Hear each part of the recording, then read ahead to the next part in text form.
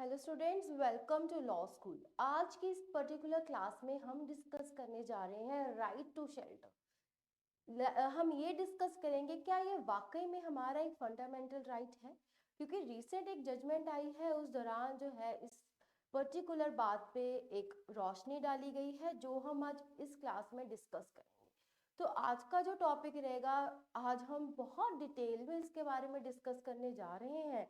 ठीक है, international perspective, Indian perspective, what government should do to implement it, all these things will be discussed in today's lecture. So this lecture is very much important as we are going to discuss various judgments also, and as well as for your UPSC answer writing, judiciary, mains, everything. For this topic is very much important.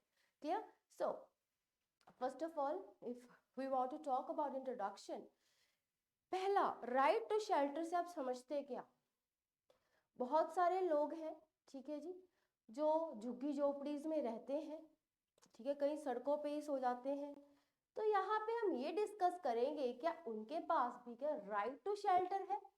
Right to food तो है, चलो, right to education है, life है, so many things है, ठीक है, but shelter है कि नहीं है, आज हम वो जो है डिस्कस करेंगे। So all over the world people spend a significant amount of time and energy acquiring shelter for themselves.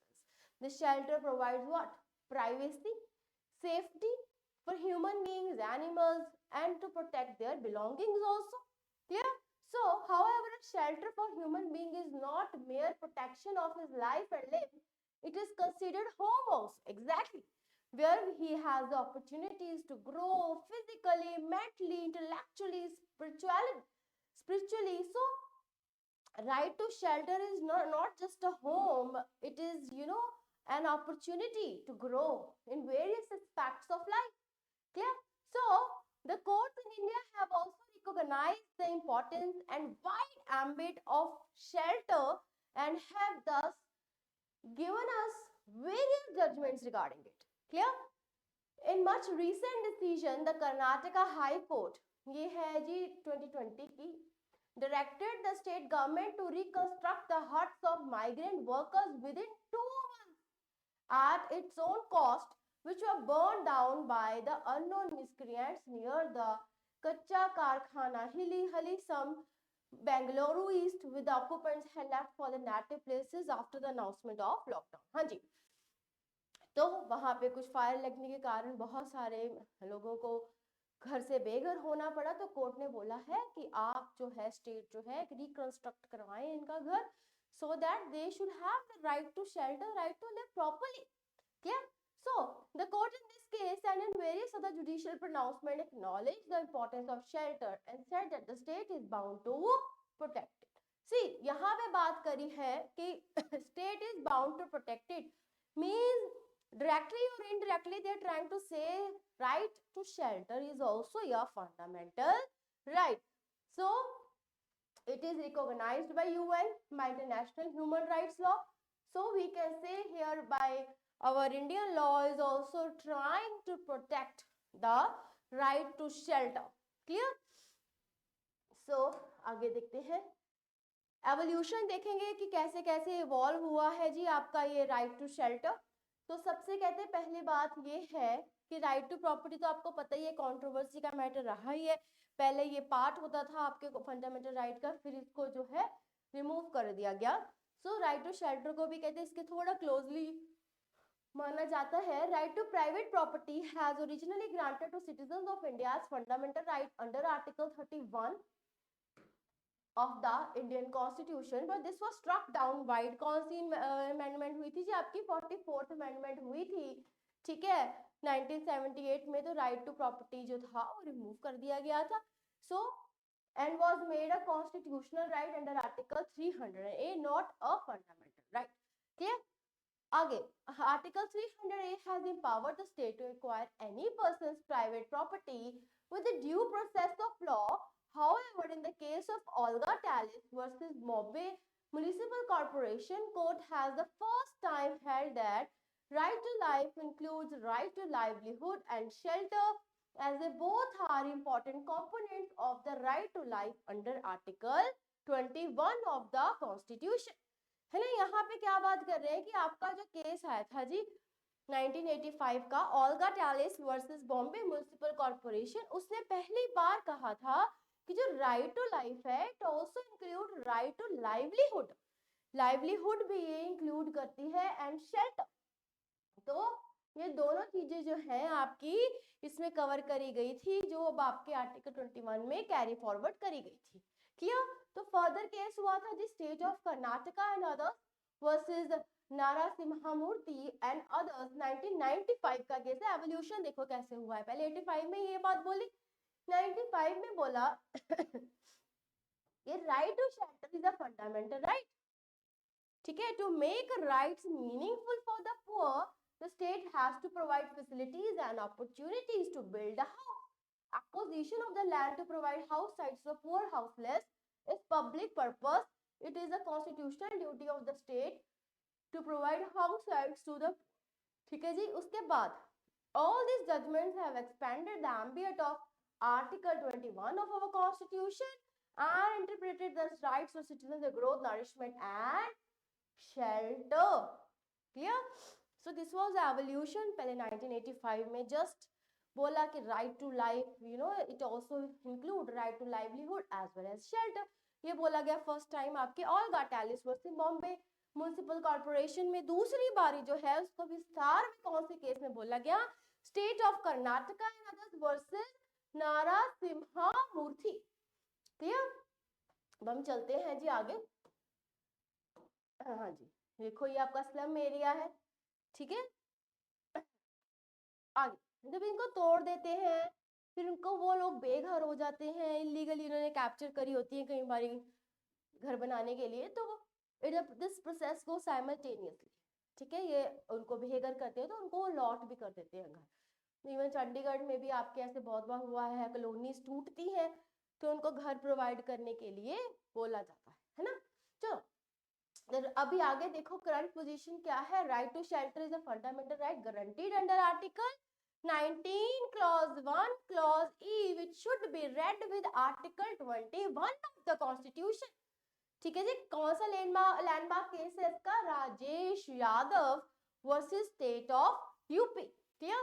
It was held that the right to shelter is a fundamental right and state has constitutional duty to provide house sites to the poor.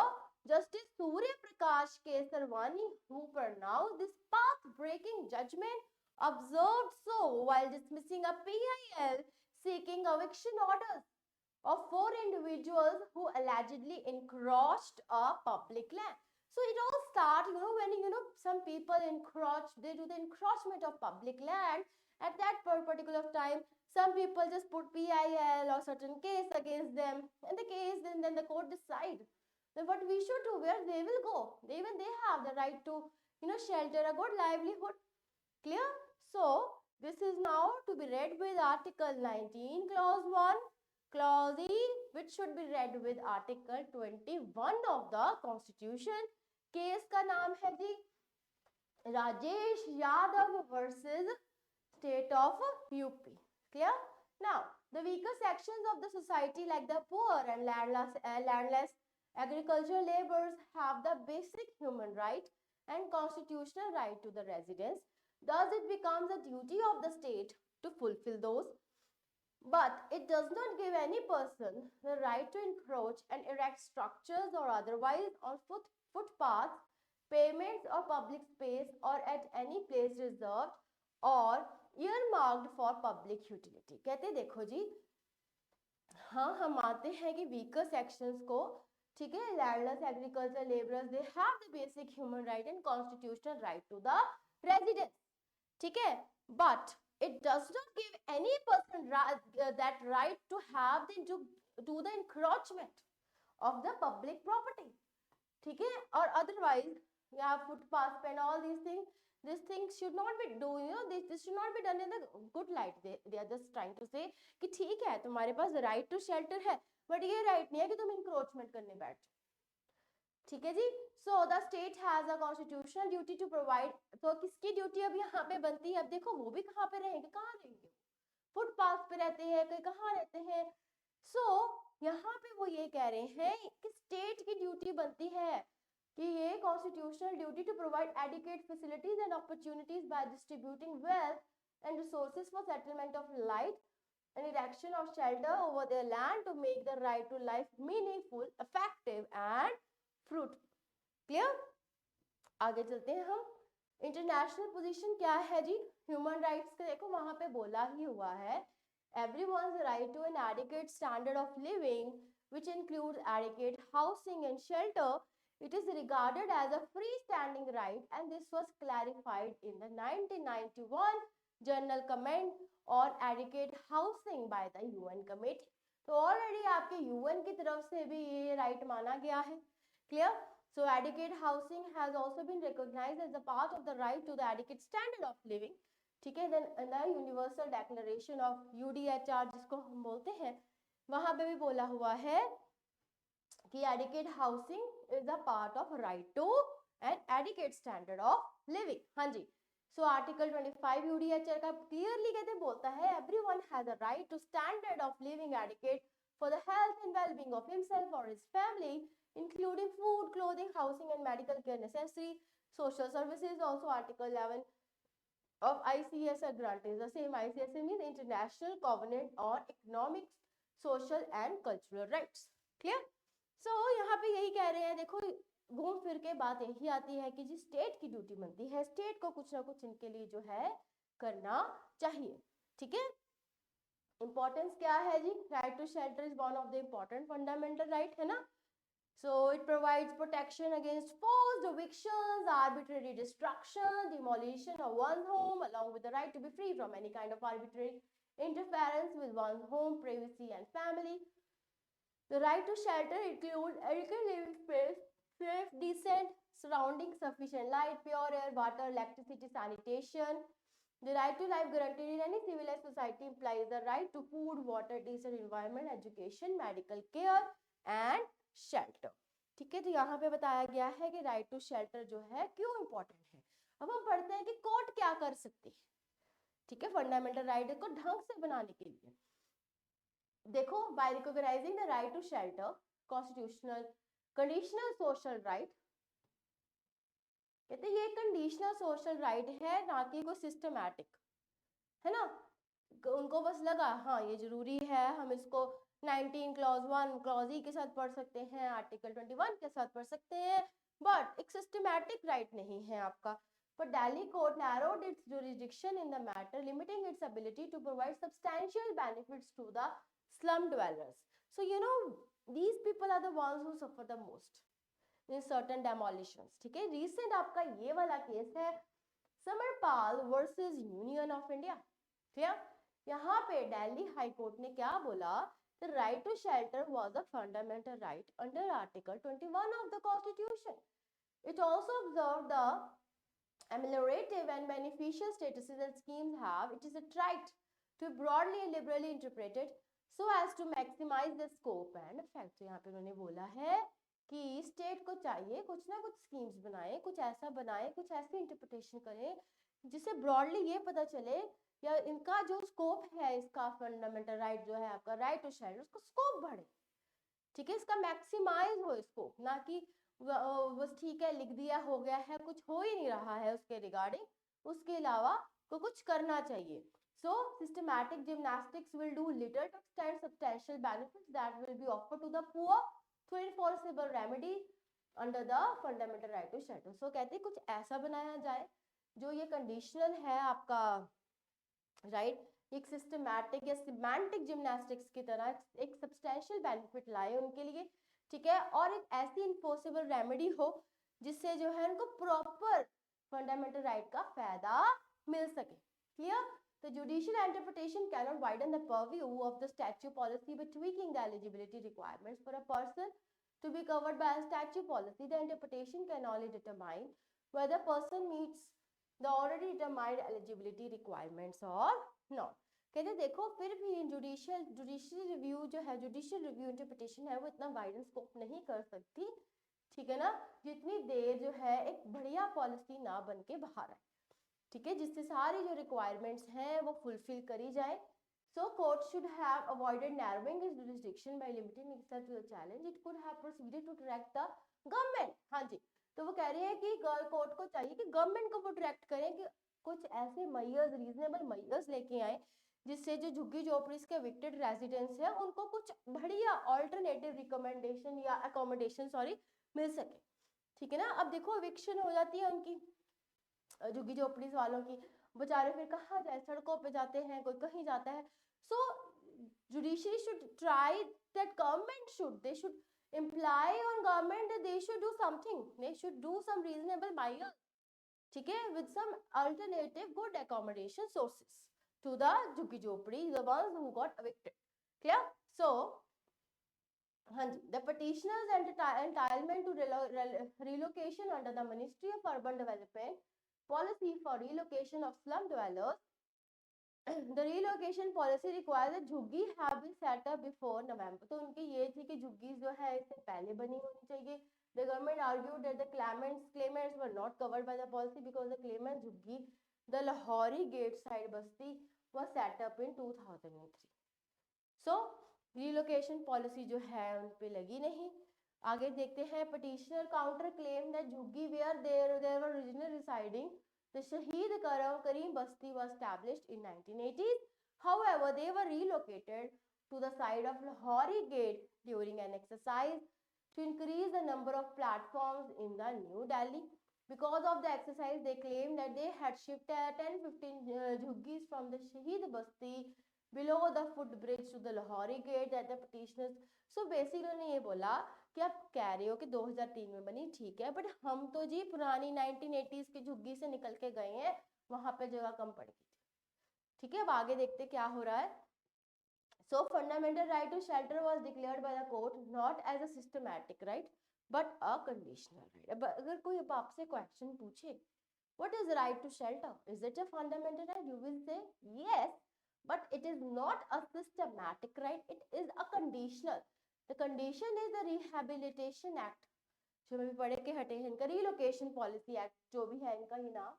हाँ जी, relocation policy की इससे पहले या इसके बाद वाले, मतलब इससे जो पहले पहले होंगे वही कवर होंगे, बाद वाले इसमें नहीं कवर होंगे. सो it is a conditional policy. ठीक है, and conditional right. A claim under the right to shelter would stand conditional upon the existence of a particular policy statute provides for the means to facilitate exercise the right. In this case, such policy statute is a relocation policy. Exactly. The right would be violated only when the state fails to fulfill its obligation under the policy statute, as opposed to the other rights, when the state has only actively violate or block them by taking a violative measure. हाँ जी, तो कह रहे हैं conditional क्यों है, अगर तो वो उस पॉलिसी में आते हैं रिलोकेशन में, तो गवर्नमेंट की 100% ड्यूटी बनती है, वो उनको जो है रिलोकेट करेगी, बढ़िया अकोमोडेशन देगी. ठीक है, अगर गवर्नमेंट ऐसा नहीं करेगी तो हम कह सकते हैं कि वो अपने फंडामेंटल राइट से वंचित हो गए हैं. बट अगर वो इस पॉलिसी के दरमियाने में नहीं आ रहे हैं तो गवर्नमेंट की कोई ड्यूटी नहीं बनती. So it is because it is a conditional right, not a systematic right. Clear? So आगे चलते हैं. The distinction between systematic and conditional right can be understood with the example. Right of children to care-free and compulsory education 2009. हाँ जी, right of education आपको पता है 6 to 14 children को मिलती है. स्टेट के पास क्या है, to take necessary measures to facilitate the right at a systematic level, because any child in that age can claim the right. A state would be duty bound to provide necessary means to exercise that. हाँ जी, ये आपका देखो systematic right है, क्योंकि बोला जाता है कि 6 to 14 के एज के बच्चों को फ्री एजुकेशन मिले और कोई भी बच्चा उसमें ले सकता है. हमने जस्ट फर्क समझना है. अब देखो जो बच्चे 14 साल से ऊपर हो जाएंगे उनका क्या होगा, उनको तो फिर नहीं मिलेगी. यहाँ तो कंडीशन लग गई ना 6 to 14 वाली, तो यहाँ पे यही बात आपको समझाई गई है. ठीक है, the benefits under ameliorative and beneficial statuses and schemes cannot significantly be extended to the poor by a broad and liberal interpretation. Instead, the court should grant a remedy of systematic nature where the government is directed to take reasonable measures to provide shelter to the poor in the similar jhuggies instead of keeping the right to shelter conditional. तो यहाँ पे हमने ये बात discuss करी है कि हमने जो इतना इसको रिस्ट्रिक्टिव स्कोप बनाया है, गवर्नमेंट को क्या चाहिए है ना, जुडिशरी को जो भी है चाहिए कि वो गवर्नमेंट को ऐसे डायरेक्शंस दें कि कुछ ऐसा करें जिससे कोई है रीजनेबल मेजर्स ले सकें, instead of making it a conditional, they should genuinely do something for their faith. Clear? So in this case a broad and liberal interpretation could not be tweaked. तो कट ऑफ डेट, हाँ जी exactly, तो कहते जो इन्होंने ये date दी है ये कुछ इनको करना चाहिए कि देखो, it will be within the function of the court to declare the cut off date could be held as arbitrary. Therefore the standard of holding cut off date arbitrary is high. हाँ जी, तो यहाँ भी इन्होंने यही बात discuss करी है कि जो एक डेट दे दी है इससे जो है एक ब्रॉड और लिबरल इंटरप्रिटेशन हम नहीं निकाल सकते, ठीक है, कब आए कब नहीं आए, उससे पहले बनी नहीं बनी, किसको मिलेगा किसको नहीं मिलेगा, तो ये बात पे भी जो है एक डिबेट है, ठीक है। आगे चलते हैं। हाँ जी, yes, so merely because the cutoff date age is arbitrary does not mean that it is reasonable. Courts in India have judicially reviewed even policy decisions on the touchstone of the fundamental rights. So कहते चाहे date दी है नहीं दी है, right to shelter is your not unreasonable, ठीक है, इसको 1985 से बोलते आ रहे हैं। So it has you know foundation of a fundamental right only. Clear? आगे चलते हैं। So कह रहे हैं therefore can only assesses if the petitioner's jhuggi was set up before this date, that only in instances where ambiguity exists. However, it would also be within the judicial function to either trace the existence of jhuggis to 1980s when they were originally set up, or alternatively to recognize। हाँ जी, यहाँ पे यही बोला गया है, एक liberal interpretation यही होगी कि पहले तो चलो ये चेक करेंगे झुग्गी पहले आई है बाद में आई है, उस अकॉर्डिंग जो है उसको गवर्नमेंट एक्ट करेगी, ठीक है। बट कहीं ना कहीं वो कह रहे हैं कुछ ऑल्टरनेट कुछ और भी ढूंढना चाहिए, गवर्नमेंट को चाहिए कि वो कुछ और चीजें देखे जिससे यू नो झुग्गीज या जो भी जिनकी विक्शन हो रही है उनको भी राइट टू शेल्टर का जो है बेनिफिट मिले, है ना। So when the right is held as a fundamental it continues to remain conditional to an existing policy statute where a claim can be made against it only when the state has not fulfilled its obligation under the statute. Sometimes court may declare the right of fundamental right even when the challenge is concerned different। तो अब यहाँ पे ये बात discuss हो रही है कि देखिए कुल मिला के जो ये राइट है आपका कंडीशनल राइट ही है, ठीक है। वो डेट देखेंगे, अगर उस डेट से पहले आपकी झुग्गी बनी है, एविक्शन हो गई है, तो फिर जो है स्टेट की गवर्नमेंट की ड्यूटी बनेगी कि वो आपको रिलोकेट करे, आपको अकोमोडेशन दे, ठीक है। और आप उस दौरान ही कह सकते हो कि जी हमारा राइट टू शेल्टर का फंडामेंटल राइट है। Otherwise when your condition is not satisfying the criteria you can't claim it. Clear?